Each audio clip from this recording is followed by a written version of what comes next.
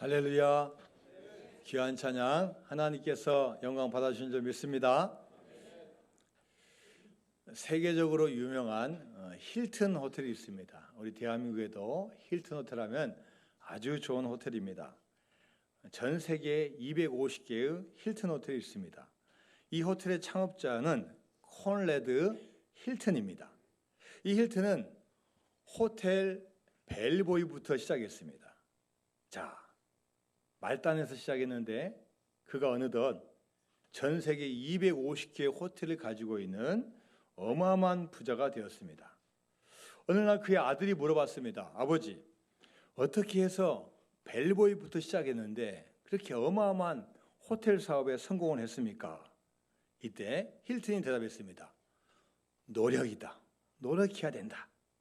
그러자 첫째 아들이 못마땅하게 다시 이야기했어요. 아버지, 제가 보기에는 아버지보다 더 노력하는 분도 많고 아버지 친구 선후배들 보니까 아주보다 더 훌륭한 분이 있는데 어떻게 노력 가지고 되겠습니까?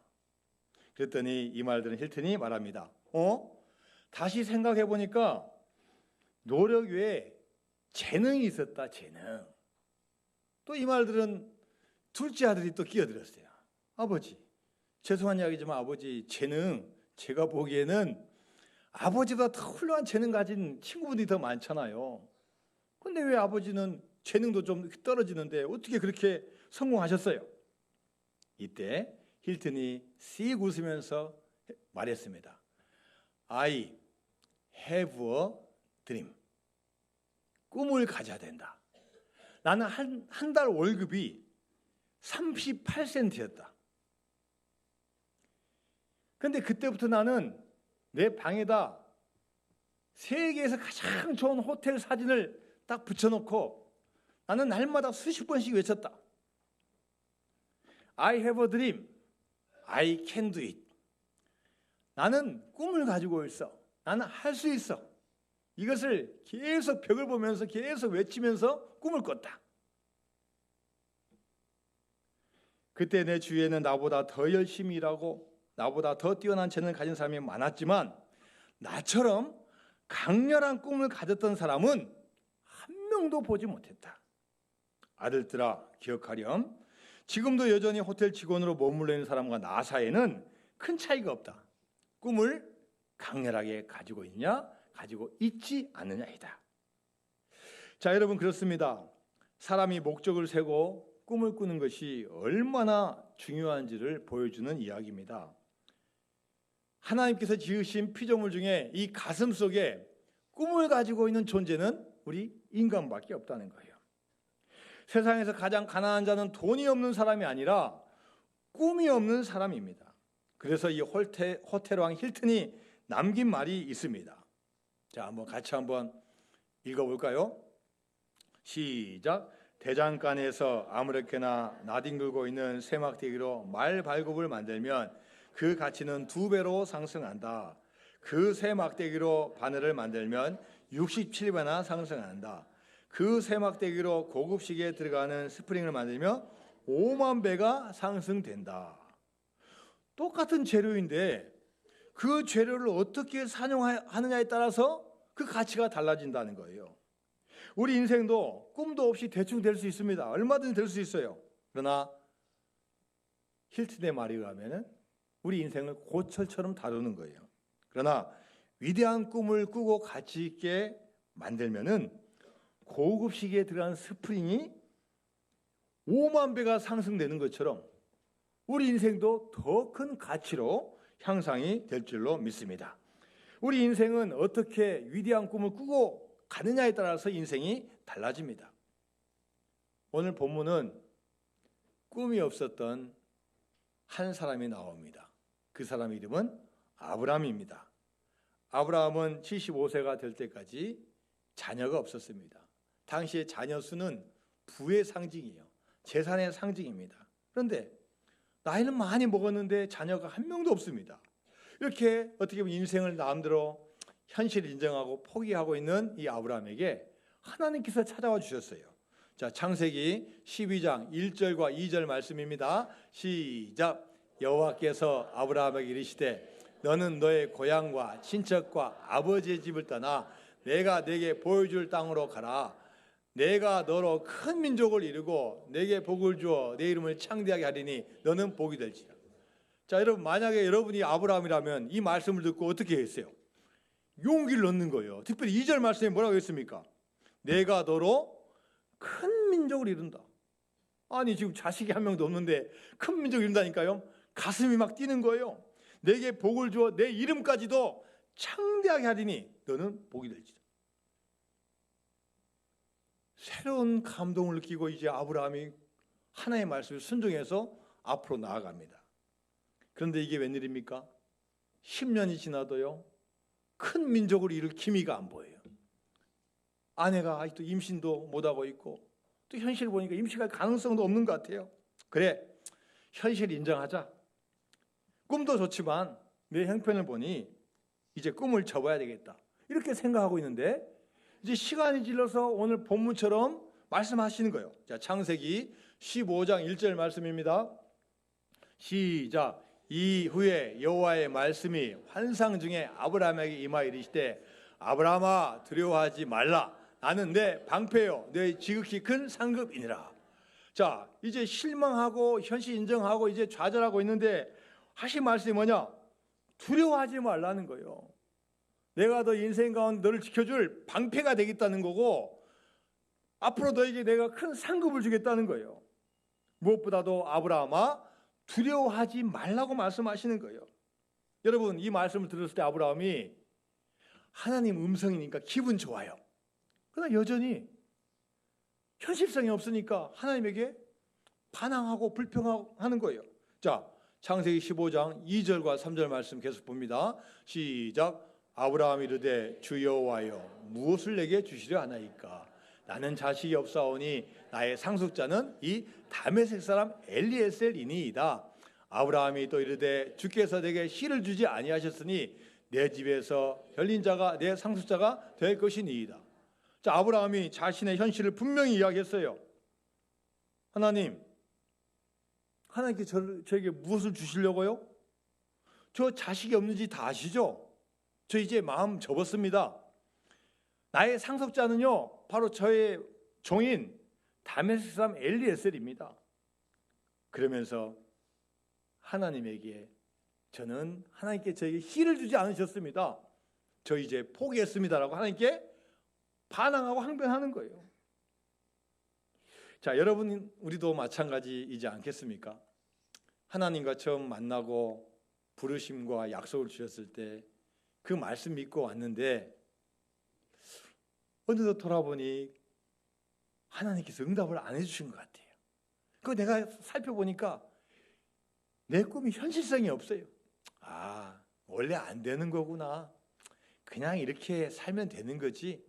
지금 이렇게 믿음 생활하고 교회 열심히 나오고 봉사하고 그냥 뭐 때가 되면 또 가면 되는 거지. 이렇게 우리가 생각할 수 있다는 거예요. 그러나 하나님은 이 체념과 불평을 듣는 아브라함에게 단호하게 말씀하십니다. 자, 창세기 15장 4절 말씀입니다. 시작. 여호와의 말씀이 그에게 임하여 이르시되 그 사람이 내 상속자가 아니라 내 몸에서 날 자가 내 상속자가 되리라. 하나님의 언약의 말씀은요, 분명하다는 거예요. 네가 판단하고 네가 생각하는 다메섹 사람 엘리에셀이 아니다. 지금 네가 생각하는 현실이 다 중요한 게 아니다. 끝난 게 아니다. 반드시 너에게서 날짜를 내가 줄 것이다. 그 자가 바로 상속자가 될 것이라고 약속을 해주고 있습니다. 여러분, 우리가 꿈을 이루는 것은요, 한밤에 꾸는 꿈이 아닙니다. 어젯밤에 좋은 꿈을 꿨으니까 오늘 무슨 대박이 나겠지, 이런 꿈이 아니에요. 하나님과의 꿈은 시간이 필요한 거예요. 또 그 과정이 필요한 거예요. 하나님께서 우리를 단련시켜 주시고 연단시켜 주시고 하나님 사람을 만들어 주셔서 그 꿈을 딱 가질 수 있는 그 과정을 주시는 거예요. 그렇기 때문에 여러분, 우리가 때로는 힘들고 어려워도 실망하지 말고 굳건히 그 믿음의 약속을 믿고 나가야 될 줄로 믿습니다. 꿈을 이루려면 낙심에서 빠져나와야 돼요. 자, 창세기 15장 5절 말씀 같이 봅니다. 시작. 그를 이끌고 밖으로 나가 이르시되 하늘을 우러러 무뼈를 셀 수 있나 보라. 또 그에게 이르시되 내 손이 이와 같으리라. 하나님이요, 아브라함이 텐트 장막에서 풀이 팍 죽어서 하나님께서 이만한 복을 주셨으니 나는 물질 많은 것만 해도 감사하다. 우리가 나이도 많이 먹고 현실이 이러는데 어떻게 상속자가 우리 뱃속에서 나올 수 있느냐, 이런 마음을 가지고 텐트 안에서 그냥 딱 생각을 딱 적고 있는데 하나님께서 그 텐트 안에서 나오라는 거예요. 거기에 머물러 있지 말고 밖에 한번 나와보라는 거예요. 밖에 나와서 내가 다시 한번 내가 너에게 한번 징표를 보여줄 테니까 한번 보라는 거예요. 그 밤에 나와서 뭘 보라고 하셔요? 하늘을 보라. 하늘을 보라. 하늘에 뭐가 떠 있습니까? 별이 떠 있어요. 자, 별이 얼마나 있는지 한번 더 세어보라는 거예요. 아브라함이 세어봤겠죠. 세우다 보니까 너무나 많아서 이제 셀 수가 없는 거예요. 하나님께서 그것을 통해서 이 아브라함에게 다시 예전에 했던 약속을 환기시켜 주는 거예요. 자, 오늘 본문 마지막에 있는 창세기 15장 6절과 7절 말씀 같이 봅니다. 시작. 아브라함이 여호와를 믿으니 여호와께서 이를 그의 의로 여기시고 또 그에게 이르시되 나는 이 땅을 내게 주어 소유를 삼게 하려고 너를 갈대아인의 우르에서 이끌어낸 여호와니라. 하나님은요 10년 전에 하셨던 말씀을 잊지 않고 계셔. 아브라함은 잊어버리고 아브라함은 불평하고 포기해도 하나님은 10년 전에 너 고향과 친척과 아버지 집을 떠나라. 그러면 내가 너로 큰 민족을 이루고 내 이름을 창대하게 하고 너에게 복 준다는 그 말씀을 하나님 잊지 않으셨어요. 그래서 7절 말씀에 뭐라 했습니까? 너를 갈대아인에 10년 전에 거기서 이끌어낸 여호와다. 나는 잊지 않고 있다. 너 앞으로 분명히 내가 너에게 상속자 줄 거니까 너 물러서지 말고 가라고 하나님께서 약속을 해주십니다. 여러분, 꿈은 내가 꾸면은 얼마든지 사라지고 체념할 수 있습니다. 그러나 하나님과의 관계에서 맺어진 믿음의 꿈은 사라지지 않고 하나님께서 잊어버리지 않으신다는 거예요. 우리 주님 만난 첫사랑 여러분 기억하시고 하나님의 큰 꿈을 이루실 것을 능력을 기대하면서 나가시는 여러분 되시길 바랍니다. 저 젊었을 때 들었던 팝송이 있어요. 팝송. I have a dream. 다 잊어먹었어요. 어쨌든 간에 그 가사가 뭐냐, I have a dream이에요. 꿈을 가져라는 건데 이 I have a dream을 보니까 미국의 마틴 루터 킹 목사님이 생각나요. 당시 지금부터 한 70년 전 미국은 지금보다 훨씬 더 흑인을 차별한 시대였어요. 버스를 타도요 백인 좌석이 있고 흑인 좌석이 따로 있어. 흑인 좌석이 있어봤자 한 몇 개가 안 되죠. 흑인의 뭐 임산부만 탈 정도로 돼 있어요. 그리고 그 좌석도 백인이 버스 타면은 양보해야 돼요. 그러니까 이건요 흑인을 인간 취급을 안 하는 거예요. 버스에서만 그런 게 아니라 목욕탕도 따로 돼 있고 모든 게 다 흑인 차별이에요. 당연한 게 여기고 가는 시대에 이 마틴 루터 킹 목사님이 1963년 8월 28일에 유명한 연설을 냈습니다. 자, I have a dream이라는 첫 문장으로 시작해서 한 연설이에요. 자, 제가 한번 읽어보겠습니다. 나에게는 꿈이 있습니다. 언젠가는 조지아주의 붉은 언덕 위에서 노예들의 후손들과 노예 소유주들의 후손들이 형제의 식탁에서 함께 차례할 수 있을 것이라는 꿈이 있습니다. 나에게는 꿈이 있습니다. 나의 4명의 어린 아이들이 언젠가는 그들의 피부색이 아니라 그들의 인격에 의하여 판단되는 나라에서 살게 될 것이라는 꿈을 가지고 있습니다. I have a dream. 언젠가는 어린 흑인 소년들과 어린 흑인 소녀들이 어린 백인 소년들과 어린 백인 소녀들과 형제 자매로서 손을 맞잡을 수 있을 것이라는 꿈이 있습니다. I have a dream. 언젠가는 모든 골짜기가 메워지고 모든 언덕과 산은 낮아지고 거친 곳은 평평해지고 굽은 곳은 펴지고 하나님의 영광이 나타나고 모든 사람이 다 함께 그 영광을 보게 될 것이라는 꿈이 있습니다. 마틴 루터 킹 목사님은 흑인 차별에 대해서 꿈을 가졌어요. 흑인 몇 분들은 폭력으로 저항해야 된다 했지만 이 마틴 루터 킹은 평화적으로 믿음을 가지고 외쳤어요. 피부색 때문에 차별받지 않는 꿈을 꾸었고 그 꿈이 하나님께 영광을 돌리게 된다는 꿈을 가지고 나갔습니다. 자, 그는 비록 암살당해서 39살의 짧은 나이로 이 세상을 떠났지만 그는 노벨 평화상을 받았고 지금 미국에서는 매년 1월 셋째 주 월요일을 마틴 루터 킹 목사님을 기념해서 미 연방 공휴일로 지키고 있어요. 휴일로 지키고 있어요. 한 사람의 꿈 그냥 나랑한 것 같지만 그 사회를 변화시키고 하나님의 마음을 움직이게 한 줄로 믿습니다. 여러분 꿈을 꾸시기 바랍니다. 무엇보다도 믿음의 꿈을 꾸시기 바랍니다. 하나님은 꿈을 가지고 도전하고 기도하는 자를 반드시 기억하시고 사용하여 주실 줄로 믿습니다. 꿈을 가지고 있는 그 자체가 소중하고 그 자체가 위대한 겁니다. 진짜 믿음은 뭐냐? 이해가 되지 않는 상황 가운데서도 하나님을 믿는 믿음을 가지고 나아가는 게 진정한 꿈이 될 줄로 믿습니다. 여러분 수많은 문제가 여러분 앞을 막고 있습니까? 기도하고 믿음으로 나아가시기 바랍니다. 생각지 않는 곳에 길이 열리게 될 줄로 믿습니다. 몸이 아프십니까? 힘들고 어렵습니까? 하나님께서 반드시 회복시켜 주실 줄로 믿습니다. 고난이 왔습니까? 이 고난을 통해 하나님께서 여러분 만나주시고 올바른 관계 잘 성립해서 더 큰 축복을 주실 줄로 믿습니다. 우리 인생의 크기는 내가 얼마나 노력했냐, 얼마나 많은 달란트가 있냐에 달려있지 않습니다.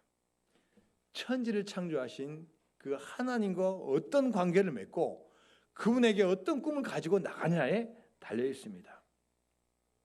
하나님을 우리의 작은 생각 안에 가두어 두지 마시기 바랍니다. 하나님은 사막을 옥토로 만드신 분이시고 길이 없는 홍해에 길을 내어주신 분이십니다. 이사야서 43장 19절 말씀입니다. 시작. 보라 내가 새 일을 행하리니 이제 나타낼 것이라. 너희가 그것을 알지 못하겠느냐? 반드시 내가 광야의 길을 사막에 강을 내리니. 하나님은요 만드시는 분이에요. 창조하신 분이고 만드시는 분이고 길을 내시는 분이고 사막을 옥토로 바꾸시는 분이라는 거예요. 우리 인생 척박한 인생을 살 수 있을지 모르지만 주님 만나고 믿음으로 나가면 반드시 축복이 임할 줄로 믿습니다.